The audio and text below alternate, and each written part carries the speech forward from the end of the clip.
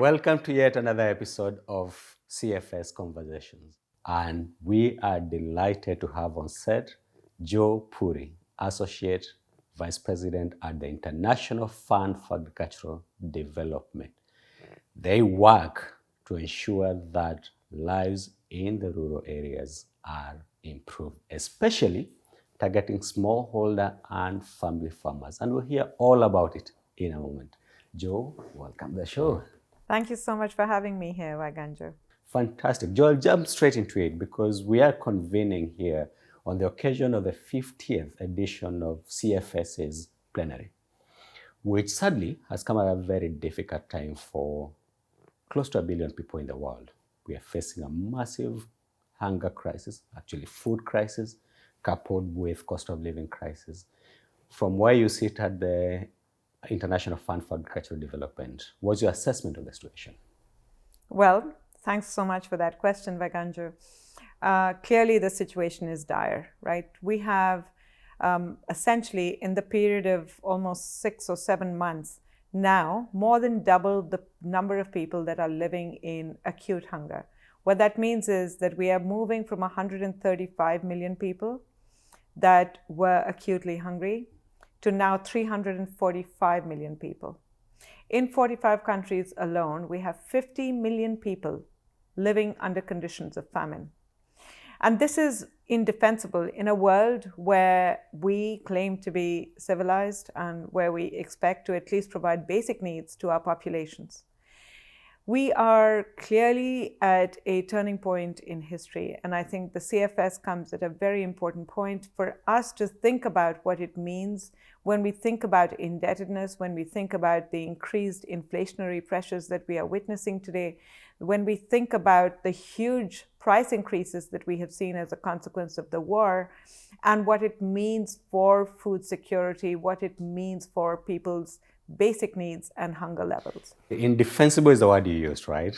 And I think that's correct when you say the numbers you gave are staggering, right? And it's even sadder when you think that it's just not numbers.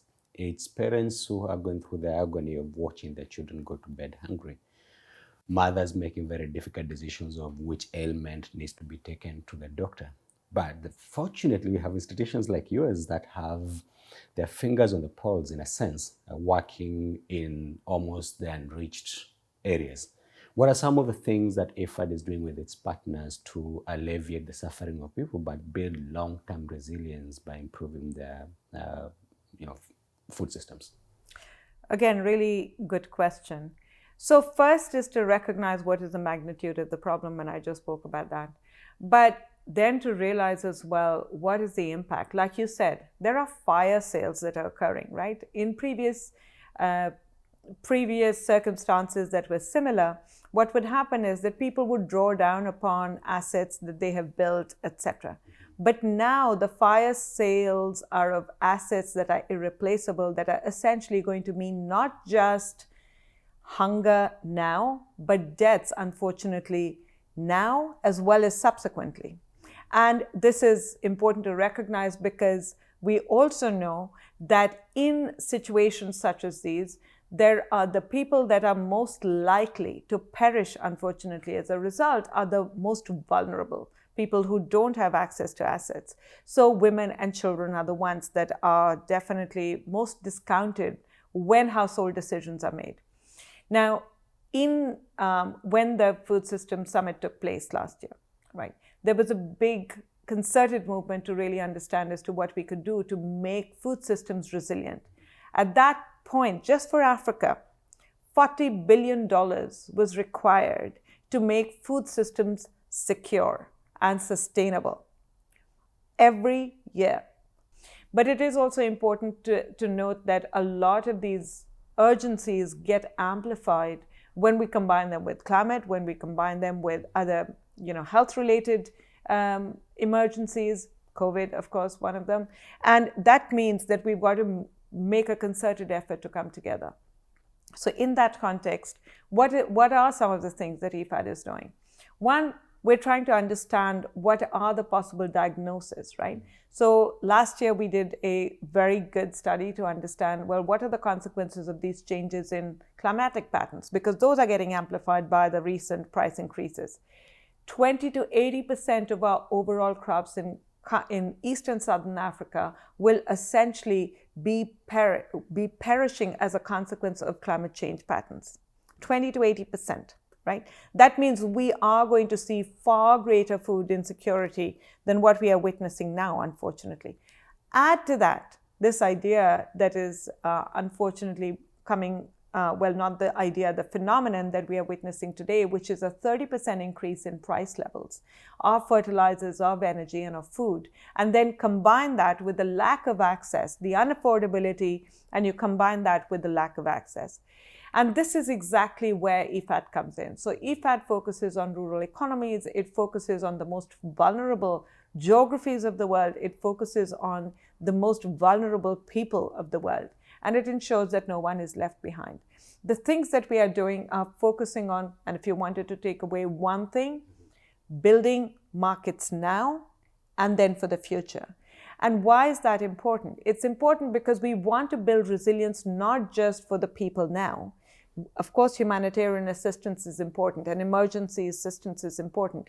But we also want to make sure that the people that are receiving it are going to be on a sustainable pathway to development, that they are empowered to take care of these shocks and have the ability to recover. But these things come about because we work at the ground level in rural areas with farmers' organizations, with civil society organizations, with farmers' groups and women's groups, to then aggregate the produce, make it far more efficient to produce in the context of great complexity as well as inclement conditions, both economic as well as climatic.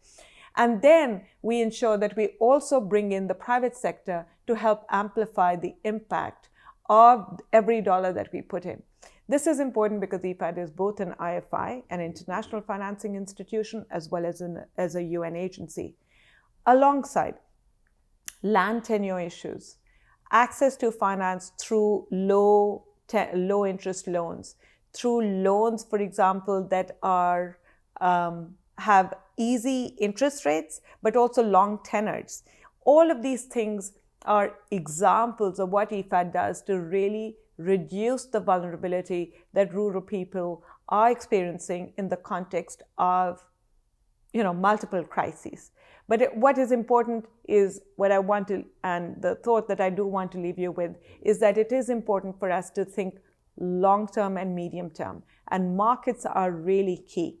Creating, sustaining, continuing markets are very key in the context of crises. That sounds really interesting, Joe, in terms of it's not only thinking about the crisis now, but it's going beyond then where do you leave societies and communities. And you talked about doing this work at the local level with civil society, with private sector, with a number of partners. And that sounds like it's a model that CFS has, but on a global level. And we're here because we have convened and gathered everyone who has a stake in this issue.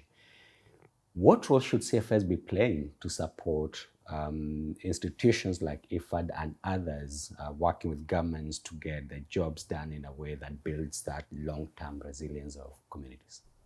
Really great question. I think CFS is a really important forum where we can bring all of our substantive, technical expertise to really advocate for the things that clearly all of us hold dear. Food security, nourishment or nutrition, women's issues, indigenous peoples' issues, children and their health. All of these areas are key and they unfortunately dissipate unless we have fora like the CFS. And I think the discussions, and I was talking to people on the sidelines of, the continuing current discussions that are occurring, and I was talking with them about what they took away from the CFS. And many of them spoke about the content and the rich content of the discussions. So while, of course, the political back and forth on wording, on the communication that needs to come out from CFS is important because it also signals to the world as to where we are positioning ourselves as countries and as institutions. I think the key thing is also to take away the richness of the discussions that take place and the substantive and the technical work, as well as the policy work that goes on to prepare for CFS, as well as on the sidelines of CFS.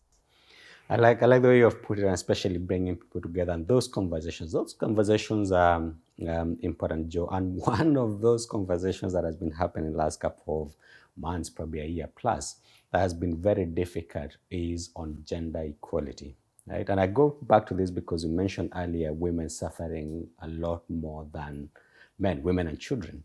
And I had someone here say yesterday that women are the shock absorbers of the society. Yeah. When there isn't enough, they eat less and eat last. But we haven't yet nailed an agreement on the voluntary guidelines on gender equality and the empowerment of women and girls in the context of food security. How was your assessment of that situation? What should we be doing to get that across? I know there's an agreement, we'll continue with that work, but what should we be doing? Should we be worried that those issues aren't being taken as heavily as they should? Well, now that you phrased the question like that, the answer is obviously yes. I think it is unfortunate that we don't have agreement on those guidelines, even though they're of course voluntary, because I do think that means that we might be digressing, and that for 51% of the population is a pretty big hit. But I am sanguine. I always see the glass half full. I think the world has made huge movements in also recognizing that as a human right, the rights of women and the empowerment of women is clearly important, not just for the woman herself, but for the entire family as well as for the community. That's why, for example, we have cash transfers that are provided to women and not to men. There has been a lot of evidence that has moved in that direction, but it is also clear that we need to do far better in understanding what are the drivers of women's empowerment. So, for example, IFAD works on what is called the Women's Empowerment Index, which is used to really inform the transformation of women in the communities that we serve. We're committed to ensuring that at least 60% of our portfolio is gender sensitive, and then 40% is gender transformative. Gender transformative essentially means a paradigm shift, right, that has to occur in the conditions of women. And what does gender transformation mean? It means not only are we looking at the asset and the income levels of women in the communities that we are serving, but we also believe that it is their voice in decision-making, in intra-household decision-making and allocation of resources that is important, and therefore we measure that. And that there has to be burden sharing within a household as well. That just because the assets and incomes of women are increasing is not sufficient. We need to see that, yes, that the burden of working within a household is also shared with others. Joe, it's an honor having you here. Thank you so much for having me here, Waganjo.